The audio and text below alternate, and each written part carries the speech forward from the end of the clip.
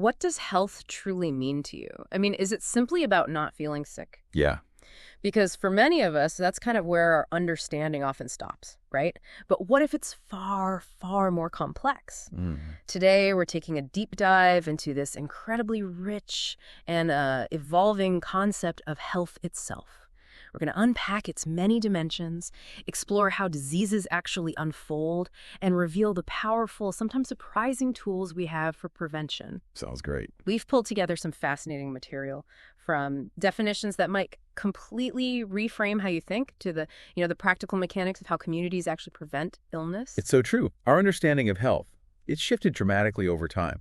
We've moved from a really narrow medical focus to something, well, incredibly expansive and interconnected. Right. So this deep dive, I think it'll illuminate that journey, revealing not just what health is, but crucially, why these different perspectives matter for your own well-being and for the health of society as a whole. All right, let's unpack this then. I think most of us, like I said, grew up with this simple idea. Health is just not being sick. Was that always the main view, or is there a richer history here? You're spot on. For centuries, especially from the late 18th, maybe into the 19th century, with germ theory really taking off, Yeah. the traditional biomedical concept was exactly that. Health as merely the absence of disease or infirmity. It basically viewed the human body almost like a machine. Okay, like if something breaks, a doctor fixes it. Precisely. If something broke down, you call in the mechanic, the doctor, to fix it. It was very mechanistic and, frankly, quite limited. But then something pretty revolutionary happened, didn't it? The World Health Organization, the WHO, they stepped in with a definition that really changed the game. What was that moment? Absolutely. A huge shift. Yeah. In 1948, the WHO put forward its now famous definition. Health is a state of complete physical, mental, and social well-being. Complete. Yeah.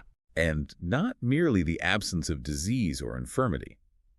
And this was later expanded even further to include an ability to lead a socially and economically productive life. So much broader. Much broader. What's truly game-changing here is its holistic nature.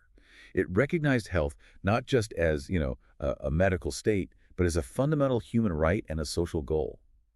It highlighted that well-being isn't solely about your physical body. Mm-hmm. Now, it hasn't been without critique. Some have called it, an idealistic goal, right? Mm-hmm. Arguing it's hard to achieve complete well-being all the time. Yeah, that sounds tough. Is anyone ever completely well? Exactly. And it also doesn't fully capture how dynamic health is. It's not static. So this raises a really important question for us. Is health a fixed state, something you either have or you don't? Or is it something constantly shifting, evolving throughout your life? That's a great point. If it's not just physical, mental, and social, what other dimensions, maybe surprising ones, contribute to our overall health? This is where it gets really broad, I imagine. It does. Beyond that core trio, we now recognize so many more layers. There's the psychosocial concept, acknowledging how health is deeply influenced by our social interactions and our psychological state. Okay. Then we have the holistic concept, which essentially tries to synthesize all these views. It sees health as this unified, multidimensional process. It involves the whole person within their environment. So it connects back to older ideas, too, like sound mind and a sound body. Exactly. It echoes that ancient wisdom. And what's fascinating here is how it implicates so many sectors beyond just healthcare. Think agriculture, education, housing, urban planning. Right, they all play a part. They all contribute to a population's health. We also talk about a relative concept. Relative? How so? Well, it means standards of health can actually vary across different cultures, social classes, even age groups. It implies societies themselves kind of define their own norms for what health looks like. And if we really stretch our thinking, some suggest adding dimensions like spiritual health, that sense of purpose, inner peace, connection, maybe with or without religion. And there's emotional health. Vocational, like satisfaction in your work, contributing. Your job satisfaction matters to your health. Absolutely. Yeah. Feeling fulfilled, contributing to society. And then even political, philosophical, cultural, socioeconomic, environmental, educational, nutritional, curative, and preventive dimensions. It really makes you pause and think, doesn't it? Just how vast health truly is. It certainly does. When you list them out like that, it broadens the perspective significantly. It makes you wonder, though, if health is so multifaceted, so vast, how do public health experts even begin to measure it? How do you quantify something like that? That's the challenge, right? Public health needs ways to measure the health status of a whole population, not just one person. So we use what we call indicators of health. Indicators, Yeah. okay. These are usually rates and ratios, things we can count that give us snapshots of health, both the good stuff and the bad stuff. Think of it like a dashboard for a community's well-being. What kind of things are on that dashboard? Well, we look at concrete things like health infrastructure, how many hospitals, doctors, nurses are available per person. We track health finance indicators, where's the money going, how efficiently is it used. Makes sense. We also look at accessibility and utilization of healthcare services. Are people actually able to use the services that exist? Beyond that, we get into broader measures like quality of life assessments. How do you measure quality of life? We look at things like disability days or bed days. Yeah. How much time are people losing to illness? Then there are demographic indicators like birth rates, fertility rates, and crucially, socioeconomic and human development indicators. Like literacy and income. Exactly. Literacy rates, Yeah. income levels, access to basics like safe water and sanitation. The Human Development Index, or HDI, is a big one here. It combines life expectancy, education, and income into one score. And perhaps most intriguing are the summary measures of population health, or SMPH, things like HALE and DAILIES. Hale and dailies, what are those? So HALE is health-adjusted life expectancy. It's not just about how long you live, but how many of those years you live free from debilitating illness. It's about quality of years, not just quantity. Ah, I see. And dailies. DAILIES are disability-adjusted life years. They measure the total burden of disease by adding up years lost to illness, disability, or early death. So they give us a sense of the full impact of a condition. Wow. So it's not just about whether people are dying. Exactly. It captures the burden of living with disease, too. And, of course, we still rely on traditional mortality indicators, crude death rates, infant mortality, maternal mortality, overall life expectancy, and morbidity indicators, things like incidence and prevalence rates, which tell us how common diseases are. It's fascinating how much goes into this picture of health, even things we might not consciously connect to it day to day. So beyond these measures, what are the fundamental determinants? What actually shapes whether we're healthy or not? Right, the determinants. These are those multifactorial influences, both internal and external, that can either promote our health or, well, push us towards illness. Think of them as the building blocks or sometimes the challenges to our well-being. Okay, like what? Firstly, our biological determinants, basically, our genes, our genetic makeup can predispose us to certain conditions like chromosomal anomalies or some types of diabetes. Well, it's partly inherited. It can be, but it's not all fixed, you know. Yeah. Medical genetics offers real hope for interventions here. Then there's the environment. This is huge. Huge how? Well, we have our internal environment, which is more relevant for non-communicable diseases, things happening inside our bodies. But the external environment is absolutely crucial, especially for communicable diseases. What counts as external? It breaks down into physical externals. The air we breathe, the water we drink, the soil, our housing quality, the climate, even radiation. And then there's the biological external environment, viruses, microbes, insects, animals, plants. Okay, so the world around us. Exactly. Then lifestyle is another massive piece of the puzzle. Yeah. It's broadly the way people live, encompassing their culture, behavior, personal habits. Like smoking, diet, exercise. Precisely. Think about how those impact modern non-communicable diseases like heart disease or diabetes. Our socioeconomic conditions are equally influential. How so? Well, things like a nation's economic status, gross national product, individual income levels, purchasing power. Interestingly, both poverty and affluence can bring their own health impacts. That's counterintuitive, maybe. Affluence causing problems. Sometimes, yeah. Think lifestyle diseases linked to richer diets or sedentary jobs. Then there's education, especially women's education. It's vital. Illiteracy correlates strongly with poor health outcomes globally. And occupation unemployment often links to higher morbidity. And obviously, hazardous work environments pose direct risks. Right. And finally, you can't ignore the health system itself, its policies, resources, how it delivers services, and even basic human rights. The right to health includes the underlying determinants like the right to safe water, adequate food, and nutrition. That connection to human rights is powerful, and it brings us to such a crucial point about culture. How profoundly do cultural factors influence our health, often in ways we don't even realize? Oh, profoundly. Cultural factors are deeply ingrained, and they shape health and disease in countless ways. Take something as basic as personal hygiene. Like washing hands. Washing hands, bathing frequency, oral hygiene practices, even traditional things like using kajal as eye makeup in some cultures, which has unfortunately been linked sometimes to transmitting eye infections if not done carefully. Wow, okay. Then there's diet and nutrition. Cultural dietary patterns, what we eat, how we prepare it, specific feeding practices for infants, children, pregnant mothers. These vary wildly and have huge health impacts. Sure. Cultural norms also influence risk behaviors. Think social habits like smoking prevalence, attitudes towards alcohol, or even things like chewing pan with tobacco, which is common in parts of India and strongly linked to oral cancer. Right, those culturally embedded habits. Exactly. And even our health-seeking behavior is shaped by culture. Decisions about getting vaccinations, when or if to seek medical care, attitudes towards family planning, even how we dispose of waste. People's fundamental attitudes toward health and sickness can vary dramatically across social classes and cultures. So culture affects whether we even go to the doctor. Absolutely. Yeah. And think about very practical social practices, like the practice of purdah in some communities, where women observe seclusion. In certain historical contexts, this has been linked to higher rates of things like tuberculosis, potentially due to lack of sunlight exposure. That's a specific link. Or even just the impact of poverty forcing people to sleep on the ground, increasing exposure to insect bites carrying diseases. Ultimately, how a society defines disease, how it's understood, and how it's fought, it's very often framed by these prevailing cultural forces. It really underscores that understanding health properly requires appreciating all these behavioral, social, and cultural layers. It's incredible how deeply ingrained these cultural influences are. They affect everything from what we eat to how or if we seek help. If we connect this to the bigger picture then, how do all these factors play out when a disease actually takes hold in someone? Let's pivot now. Let's try to understand how a disease actually unfolds. There's this concept called the natural history of disease. What does that mean, and why is it so important for us to grasp? Right, the natural history of disease.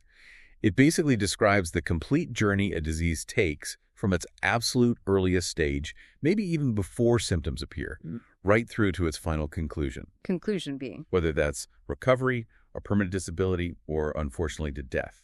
And crucially, this is the progression if left untreated. Without medical intervention. Exactly. Clinicians usually only see a snapshot of this, right, an episode, when a patient comes in with symptoms. But understanding that full progression from start to finish is absolutely essential if we want to develop effective prevention strategies. Okay, so what does that journey look like? Generally, it has two main phases. First, there's the prepathogenesis phase. Think of this as before the illness begins. It's before the actual disease agent, like a virus or bacteria, has even entered the person. So what's happening then? It's a stage where all the factors favoring an interaction between that agent and a potential human host are already present in the environment. We sometimes call it the phase where man is exposed to the risk of disease, the agent is out there, the person is susceptible, the environment allows contact. Got it. And the second phase? That's the pathogenesis phase. Mm-hmm. This begins the moment the disease agent actually enters the host. Now, that famous epidemiological triad, the agent, the host, and the environment, is actively interacting inside the person. And this phase has parts too. Yes, it breaks down further. There's the subclinical phase where the disease process has started, changes are happening in the body, but there are no apparent symptoms yet. The person doesn't feel sick. Like an incubation period. Kind of, yeah. And then comes the clinical phase. Mm-hmm. This is when symptoms appear, leading to diagnosis, hopefully treatment, and then an eventual outcome recovery, disability, or death. Can we walk through an example, maybe tuberculosis? Sure, TB is a good example. The agent is the bacterium, Mycobacterium tuberculosis.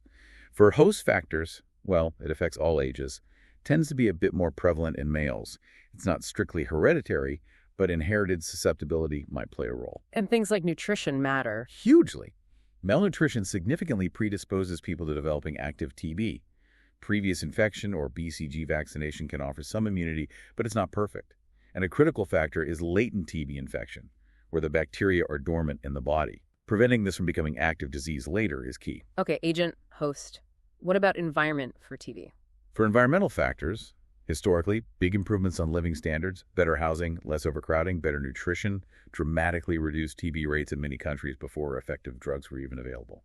But globally, poverty, overcrowding, and malnutrition still significantly fuel its spread. Right, understanding this natural progression, this journey, seems crucial. And that leads us to levels of prevention, right? This is where we figure out how to step in at different points. Exactly. Understanding the natural history allows us to identify opportunities to intervene. These interventions are categorized into 4 key levels of prevention, each targeting a different point in that disease journey we just talked about. Okay, what's the first level? The first is primordial prevention. Think of this as going way upstream.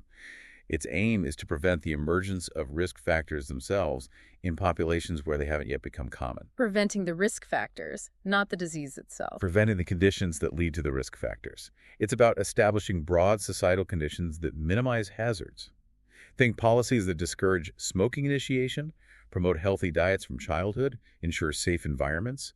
It's about inhibiting unhealthy environmental, economic, social, or behavioral conditions from ever taking root. Who is the target for this? Often the total population, or large selected groups like children and adolescents. A great example is comprehensive health education in schools, focused on healthy lifestyles, aiming to prevent kids from ever picking up smoking or adopting unhealthy dietary habits, thereby sidestepping the major risk factors for chronic diseases later on. Got it. So preventing the risk. What's next? Second is primary prevention. This is probably what most people think of as prevention. It's action taken before the onset of disease during that pre-pathogenesis phase. The goal is to actively remove the possibility that a disease will ever occur in an individual or population. How do you do that? The aim is to reduce the incidence of disease, the rate of new cases. Actions involve both broad health promotion activities and specific protective measures, often community-level efforts. Like what specific? Classic examples are immunization campaigns against infectious diseases like measles or polio. Providing access to safe drinking water and sanitation is another huge one. It's all about preventing that initial interaction between the host and the disease agent. The target can be the whole population, specific high-risk groups, or individuals. Okay, primordial, primary. What's level 3? Next up is secondary prevention. This kicks in after the disease process has already started, usually in the early subclinical or clinical stages. The aim here is to halt the disease's progress, prevent complications, shorten how long the illness lasts, and ultimately reduce its prevalence in the community. So catching it early. Exactly. Actions focus squarely on early diagnosis and prompt intervention or treatment. The target is individuals who already have the established disease, even if they don't know it yet. What are examples of secondary prevention? Think of screening tests like Pap smears for early detection of cervical cancer, mammograms for breast cancer, or regular blood pressure checks for hypertension. The key is finding it early and treating it quickly to improve the outcome. Makes sense. And the final level. And finally, we have tertiary prevention. This level comes into play once a disease has progressed and maybe caused some long-term effects or disability. The focus here is on minimizing the impact of that long-term disease. How? The goal is to reduce suffering, maximize the remaining potential for healthy life years, and reduce complications in the later stages of a condition. Actions involve things like disability limitation and rehabilitation. Who is the target here? The target is patients already living with established, often chronic conditions. A good example is physiotherapy for stroke patients to help them regain function, or vocational training for individuals with prominent disabilities to help them adapt and maybe re-enter the workforce. It's about improving quality of life despite the condition. Those levels really clarify the different approaches. Let's make this concrete, maybe apply them quickly to something common like coronary heart disease, CHD. For you, the listener, notice how these different strategies apply at different points in the timeline of the disease. Okay, CHD. For primordial prevention, we're looking really early, often at childhood, promoting healthy nutrition from the start, adequate protein, high fiber, avoiding excessive sweets, encouraging physical exercise as a lifelong habit, basically trying to prevent the very emergence of widespread obesity and unhealthy lifestyles in the population. So setting up healthy habits early. Exactly. Then for primary prevention of CHD, we're targeting known risk factors in adults or those at risk. This means actively working to reduce things like high salt intake, unhealthy fats, excessive alcohol, encouraging consistent physical activity, providing tools for stress reduction, and strong smoking cessation programs. Health education about these risk factors is absolutely crucial here. Okay, tackling the known risks. What about secondary? Moving to secondary prevention for CHD, this involves early detection. That means screening people, especially those at higher risk, for things like hypertension or high cholesterol levels. Once an issue like high blood pressure is found, it's about educating patients on self-care, maybe how to monitor their own BP at home, and providing effective medical management to control the condition and prevent it from progressing to a heart attack or stroke. Catching it and managing it. And tertiary. And for tertiary prevention in CHD, we're dealing with people who have already had a cardiac event, like a heart attack, or maybe have established heart failure. The focus is on comprehensive cardiac rehabilitation programs, exercise, diet, counseling, providing ongoing support for lifestyle modification, and skillfully managing any complications that arise to maximize their quality of life and prevent further events. That maps it out really clearly for a chronic disease. Let's do the same for an infectious one, maybe loop back to tuberculosis, TB. Sure. For TB, primordial prevention is about addressing those deep-seated social determinants, improving general socioeconomic conditions, tackling poverty, ensuring better living standards, adequate housing, reducing overcrowding basically, changing the underlying conditions that allow TB to thrive in the first place. So societal changes. Right. Then primary prevention for TB includes specific measures like BCG vaccination, especially for children in high-prevalence areas. Improving nutrition is key, as is promoting personal hygiene and environmental sanitation, better housing, good ventilation, to reduce the actual transmission of the bacteria. Stopping the spread. Secondary. Secondary prevention for TB is all about early case detection and treatment. That means identifying people with symptoms like a prolonged cough, fever, night sweats, maybe coughing up blood, performing diagnostic tests like sputum smear examinations, and then, crucially, ensuring prompt initiation of effective multi-drug therapy, MDT, often using strategies like DOTS, directly observed treatment, short course to ensure patients complete their treatment. Finding and treating quickly. And tertiary for TB. Finally, tertiary prevention for TB focuses on managing the consequences. This includes rehabilitation for people left with residual disabilities, like lung damage. It involves managing complex cases like drug-resistant TB. Providing ongoing nutritional support and psychological counseling can also be vital parts of tertiary care for TB patients. So we've talked about how diseases progress, how we prevent them at different stages, but focusing on those communicable diseases like TB, how do they actually spread? What's the mechanism, and how do we break that chain? Right. For communicable diseases, understanding the spread is key to control.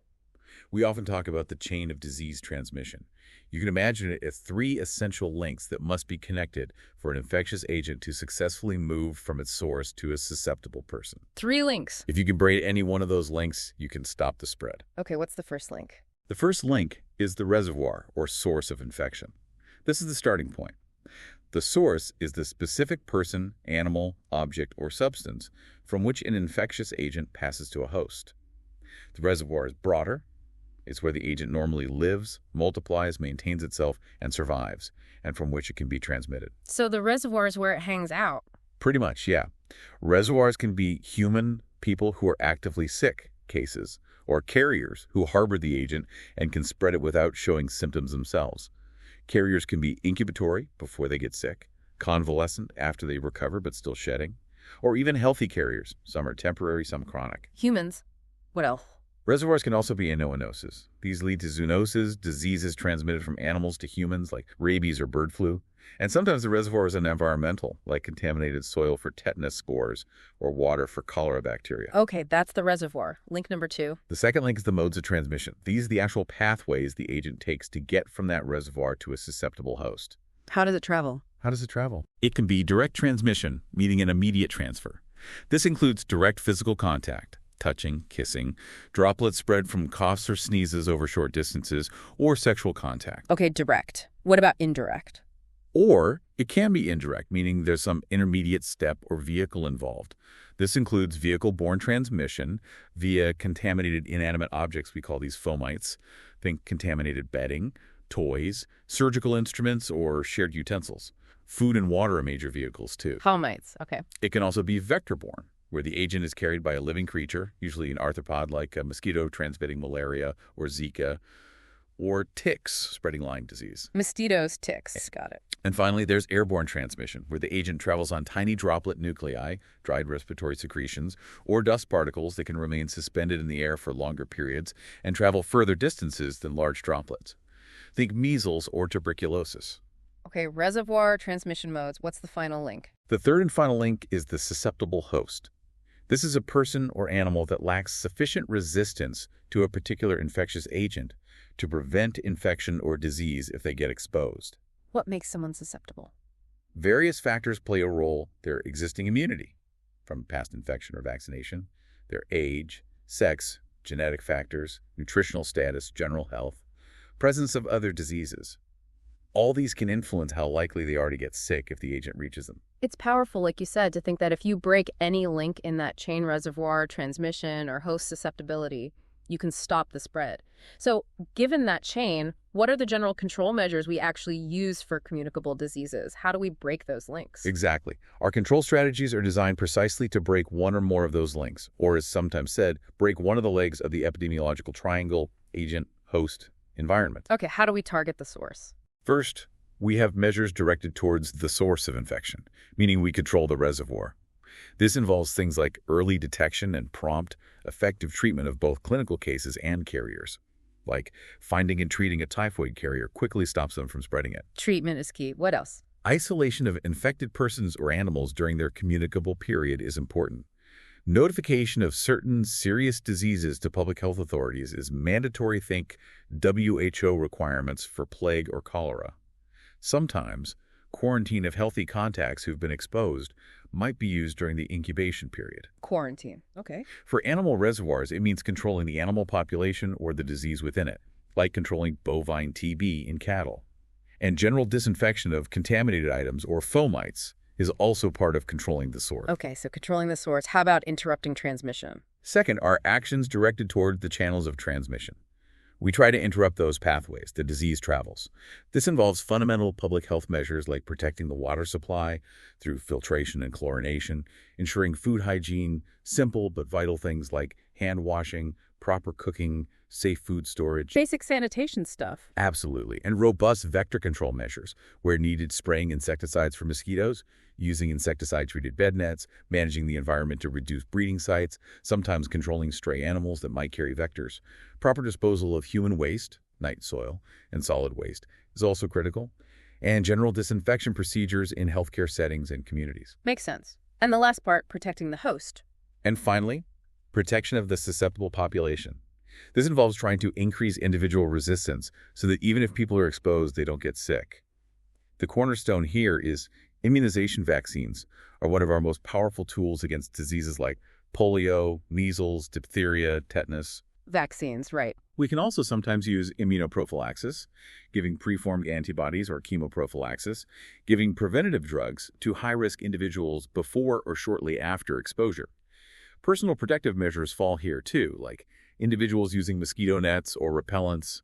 And underpinning all of this is general health promotion, good nutrition, health education, which helps bolster overall host resistance. That gives us such a clear framework for fighting communicable diseases.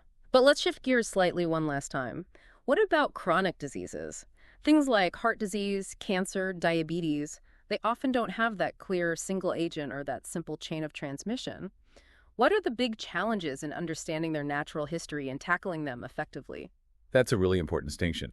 Chronic diseases are generally defined as conditions involving an impairment of bodily structure and or function that necessitates a modification of the patient's normal life and has persisted over an extended period of time. Long-term condition. Right. They're usually considered non-reversible, involving permanent pathological changes. It's a broad category, including most non-communicable diseases, NCDs, like cardiovascular conditions, chronic kidney disease, many mental illnesses, most cancers, diabetes, chronic respiratory diseases, obesity. They are, as you say, complex beasts. So what makes them so tricky to understand in terms of their natural history? There are several key gaps or challenges in understanding their natural history, which makes research and prevention particularly difficult compared to many infectious diseases. Firstly, there's often the absence of a known agent, or at least a single necessary agent. No single bug. Exactly. Unlike, say, silicosis, where silica dust is the clear agent, or TB with its bacterium, many chronic diseases, like most cancers or essential hypertension, don't have a single identifiable causative agent we can target. This complicates pinpointing their precise origin and developing simple preventative measures like a vaccine. Okay, no single agent. What else? Secondly, they almost always have multifactorial causation.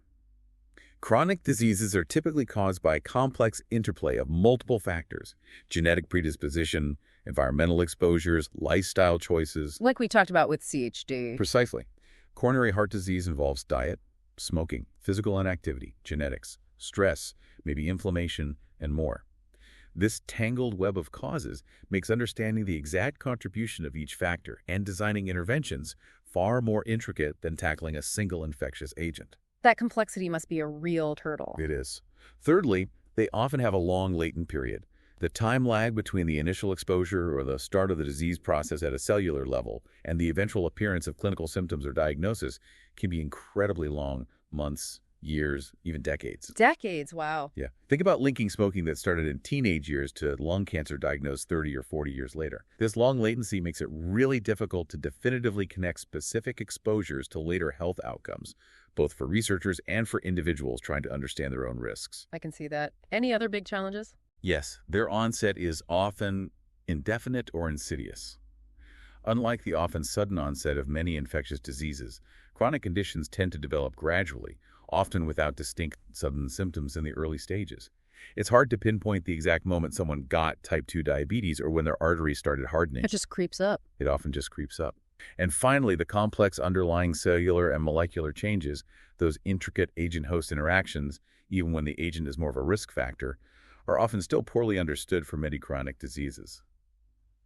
We're still unraveling the precise biological mechanisms, which makes developing perfectly targeted prevention or treatment strategies a persistent scientific challenge. Wow, this has been an incredibly insightful deep dive. Seriously, from those surprisingly broad definitions of health right at the start to the intricate ways diseases spread, the levels of prevention, and these persistent mysteries surrounding chronic conditions, we've really covered a lot of ground. We have.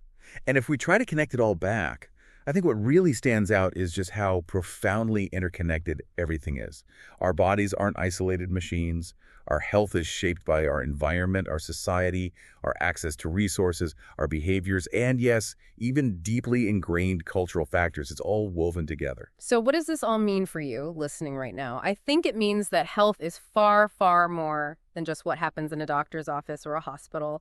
It's influenced by the air you breathe every day, the food choices available to you, the safety of your neighborhood, your job, your education, even traditions passed down through generations. It truly is a complex tapestry. It really is.